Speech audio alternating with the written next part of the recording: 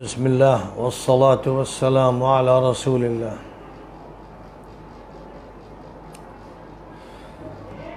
دنیا کے حالات پر ایک مسلمان کی ذمہ داری ہے کہ نگاہ رکھے، اور کہیں پر بھی کسی بھی صاحب ایمان کو تکلیف ہو تو وہ یہ محسوس کرے کہ مجھے تکلیف ہو رہی ہے۔ نبی اکرم صلی اللہ علیہ وسلم نے فرمایا تھا من لم یہتم بامر المسلمین فلیس منا،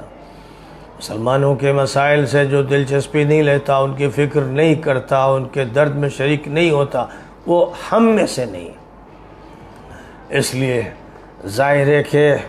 یہ ذمہ داری اگر اس دین کی وجہ سے، اس ایمان کی وجہ سے ہر فرد مسلم پر ہے، پوری امت مسلمہ ایک جسم کی مانند ہے، تو پڑوس کا تو بہت حق ہے۔ اور جب پڑوس پر نگاہ جاتی ہے، ایک عرصے سے جو مناظر سامنے آتے ہیں، جو تصویر سامنے آتی ہے، وہ دکھ دیتی ہے، تکلیف پہنچاتی ہے، کانٹے چبھوتی ہے، نفسیاتی بیماری پیدا کرتی ہے۔ ایک ایسا خوفناک، ہولناک، المناک منظر سامنے آتا ہے کہ یہ لگتا ہے کہ اگر دجال نے اپنا پہلا گھر بنایا تو شاید پڑوس میں یہی گھر اس کو ملا، اور یہاں دجل کا یہ کام ہوا کہ جس کو پاکستان کہا گیا اس کو وہاں کے مجرموں نے نجیسستان بنایا،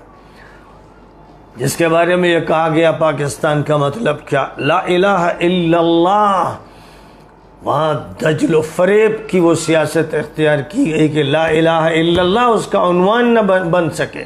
نہ سیاست کا، نہ فوج کا، نہ عدلیہ کا، نہ معاشرے کا، نہ سوسائٹی کا۔ لا الہ الا اللہ کو صرف تماشے کے لیے رکھا جائے، اس کا ورد صرف مولوی کرتے رہے، اور وہ جو مولوی اور دیندار طبقہ ہے وہ ایک اقلیت کی طرح زندگی گزارے۔ جس طرح کہیں پر بھی مسلم اقلیت ہے، ویسے ہی پاکستان کے اندر جو مسلمان ہیں، جن کو اسلام کی فکر ہے، جو دیندار ہیں، وہ ایک اقلیت کی زندگی گزار رہے ہیں۔ شاید دنیا کے کسی ملک میں اس اقلیت پر بموں سے اور ڈرونوں سے حملے نہیں کیے گئے ہوں گے جیسا کہ پڑوس میں کیے گئے،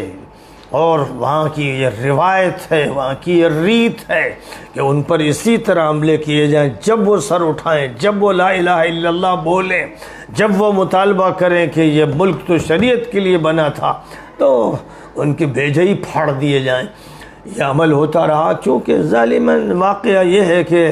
امریکن ڈاگز کو ملک حوالے کیا گیا، وہ اس کے نگراں ہیں، وہ اس کے چپراسی ہیں، وہ سپاہی ہیں، وہ نگرانی گھر کی کر رہے ہیں، ان کو یہ ذمہ داری دی گئی۔ 70-75 سال سے ان کا یہی کام ہے کہ جہاں پر بھی اگر کسی نے لا الہ الا اللہ کی بات کہی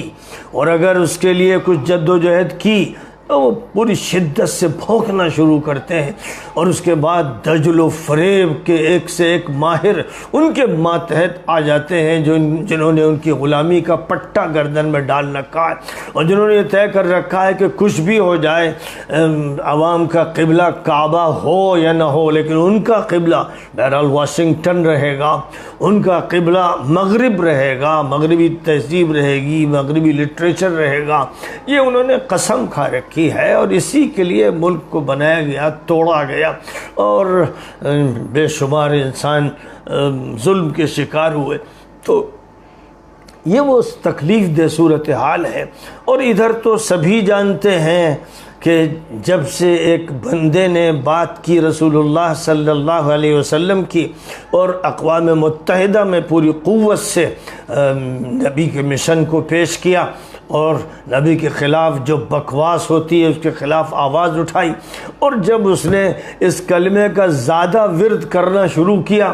تو پھر سب کو معلوم ہے، پہلے چھپایا گیا، جھوٹ بولا گیا۔ 13 پارٹیوں کا جو مجموعہ تھا، جو ظاہر ہے کہ ایک ایسا مجموعہ تھا جس میں بدقماش اور آوارہ اور لٹیرے قسم کے لوگ تھے، اور ان کی سرداری ایک ایسے شخص کو سونپی گئی کہ جس سے بعد میں انتقام لینا تھا، پروگرام میں یہی ہے کہ صرف مداری کا کردار ادا کروایا جائے، تو اس وقت جس چیز کو وہ جھٹلاتے رہے، آج پورا ملک اس کو مان رہا ہے کہ جو حکومت گرائی گئی تھی وہ امریکن آرڈر پر گرائی گئی۔ اور امریکن آرڈر پر، یعنی امریکن آرڈر کا مطلب جو ہوتا ہے یہودی آرڈر، خوب یاد رکھا جائے۔ جب بھی بات امریکہ کی ہو تو سمجھ لینا چاہیے کہ وہ بات یہودی و صہیونی ہے۔ تو یہودی آرڈر پر جو حکومت گرائی گئی، اس کے لیے ایک عیاری، دجل، چالاکی اختیار کی گئی کہ جس کی حکومت گرا رہے ہیں وہ یہودی حکومت ہے۔ ایسے مجرم، ایسے مفتری، ایسے کذاب نہیں دیکھے گئے جنہوں نے پوری طرح سے ملک کو لوٹ لیا، ننگا بچا کر دیا، بھوکا کر دیا، لوگ بھوک سے تڑپ کر سڑکوں پہ نکل آئے۔ ایک ایسا منظرنامہ جو شاید افریقہ کے کسی ملک میں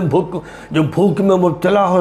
پیش کیا گیا ہو، وہ منظرنامہ یہاں پیش کیا جا رہا ہے۔ ایسی بدترین صورتحال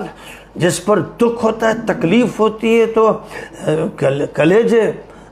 واقعہ یہ ہے کہ جیسے پھٹ جائیں۔ ایک ایسی صورتحال سامنے آتی ہے اور اس کے بعد صدا وہاں سے نہیں آتی جہاں سے آنی چاہیے تھی، جو نبی کے خلفاء اور نبی کے وارث اور نبی کی تعلیم کے ذمہ دار ہیں، ان کے منہ سیے ہوئے ہیں، وہ گھٹے ہوئے ہیں، وہ نمائش سے اور مداریوں کے کھیل سے اور جوکروں کے تماشے سے متاثر کبھی ہوتے ہیں اور ان کی تائید کرتے ہیں اور کہتے ہیں کہ صورتحال یوں ہے۔ واقعہ یہ ہے کہ پورے ملک پر ایسا خطرناک قبضہ ہے امریکن کتوں کا، ایسا خطرناک قبضہ ہے۔ اور اس کے بعد پھر جب کوئی حکومت بنتی ہے، آتی ہے، جاتی ہے، تو سوائے اس کے کہ وہ مداریوں اور شعبدے بازوں کا ایک کھیل ہوتا ہے، ایک تماشا ہوتا ہے جس میں عوام کو بیوقوف بنایا جاتا ہے، یعنی دجل کا جو کام ہے، فریب، مکر، چالاکی اور عیاری اور شطارت کا جو کام ہے، جو دجال کا کام ہے، وہ عجیب بات ہے کہ اس سرزمین سے ہو رہا ہے۔ جس سرزمین کے بارے میں بہت سوں کا دعویٰ ہے کہ یہاں سے تو وہ اٹھیں گے جو جھنڈے لے کر اٹھیں گے، مقابلہ دجال کا کریں گے، ان کو معلوم ہو جانا چاہیے کہ پوری طرح سے ایک دجالی نظام نافذ ہے، اور وہ اس پہ لگے ہوئے ہیں کہ یہاں یہ بولی قابل قبول نہیں ہے، یہ مت کہنا کہ لا الہ الا اللہ، یہ مت کہنا کہ محمد الرسول اللہ، تسبیح پر پڑھ لو، مدرسے میں پڑھ لو، مسجد میں پڑھ لو، لیکن سیاست کے ایوانوں میں ان کلمات کا تذکرہ مت کرنا، شریعت کا حوالہ مت دینا، نظام الہی کو برپا کرنے کی بات مت کرنا۔ یہاں نظام چلے گا تو امریکہ کا چلے گا، یہاں نظام چلے گا تو دجالی نظام چلے گا۔ یہ وہ صورتحال ہے۔ عوام کو یہ بات معلوم ہونی چاہیے اور یہ سمجھنا چاہیے کہ اصل دجال کون ہے، کون تماشے کر رہا ہے۔ کوئی حکومت نہیں کر رہی، وہ تو مداریوں کی حکومت ہے، وہ تو ان کی ہے، جیسے بندروں کا تماشا دکھاتا ہے گلی کوچے میں کوئی بھی مداری، ان کا کردار صرف یہ ہے، اور اس کردار میں جو شریک ہوتے ہیں بے غیرت و بے شرم اور ڈھیٹ قسم کے لوگ ہوتے ہیں، ان کا مقصد ہی کچھ اور ہوتا ہے۔ ہرگز عوام کی خدمت ان کا نہ مقصد تھا، نہ ہے، نہ آئندہ کبھی ہوگا۔ اس بات کو اچھی طرح سے یاد رکھنا چاہیے۔ پوری قوم کو اللہ کی طرف رجوع کرنا چاہیے، پوری قوم کو پوری قوت سے فیصلہ کرنا چاہیے کہ نبی پاک علیہ السلام کے نظام کو برپا کرنا ہے، اور جو بھی اس راستے میں رکاوٹ بنے، جس کو چیف یہ جو چیف کو چپ بنا دو، اور یا اس کو کچھ اور بنا کر پھر اس کو چبا لو اور تھوک دو، جس دن تم یہ کرو گے اس دن تمہیں آزادی حاصل ہوگی۔ اور جب تک تم چیف کی رٹیں لگاتے رہو گے، کبھی عدالت کی طرف بھاگو گے، کبھی ہائی کورٹ کی طرف، کبھی سپریم کورٹ کی طرف بھاگو گے، یہاں تک کہ کبھی صدر کی طرف بھاگو گے تو اس کی عزت کو پامال کر دیں گے، یہ سپریم کورٹ کے خلاف حملہ کر دیں گے، یہ ہائی کورٹ کا مذاق بنا لیں گے، کبھی جج تمہارے سامنے بداری بن کر آئے گا، وہ کھلواڑ کرے گا، سب مل کر وہی کھیل کریں گے جو دجال کا ہے اور دجال کے شاگردوں کا ہے۔ تو اجتماعی توبہ کی ضرورت ہے اور اجتماعی طور پر فیصلے کی ضرورت ہے، ایک فیصلہ جو قومی پیمانے پر ہو، پورے ملک کو آزاد کر دے دجال سے، مجرموں سے اور ایجنٹوں سے۔ امریکہ کے کتوں سے جب تک آزادی نہیں ملے گی، کچھ نہیں ہو سکتا۔ بہرحال ایک درد ہے جو زبان پر آتا ہے، اور چونکہ حکم ہے نبی پاک علیہ الصلاۃ والسلام کا کہ تمہیں فکر ہونی چاہیے، اور قرآن کہتا ہے کنتم خیر امت اخرجت للناس، تم بہترین امت ہو، تمام انسانوں کے لیے تم کو برپا کیا گیا، تأمرون بالمعروف وتنہون عن المنکر وتؤمنون باللہ، بھلائی کی بات کرنا، اس کی تلقین کرنا، برائیوں سے روکنا، دنیا بھر کے ہر ملک کو، ہر انسان کو، ہر قوم کو، ہر خاندان کو یہ فریضہ ہے جو اس امت پر عائد کیا گیا ہے، بالخصوص اس امت کے علماء پر۔ اس لیے بہت سے لوگ یہ کہتے بھی نظر آتے ہیں کہ ہمارے ملک سے کیا تعلق، کیا معلوم، کیا بات۔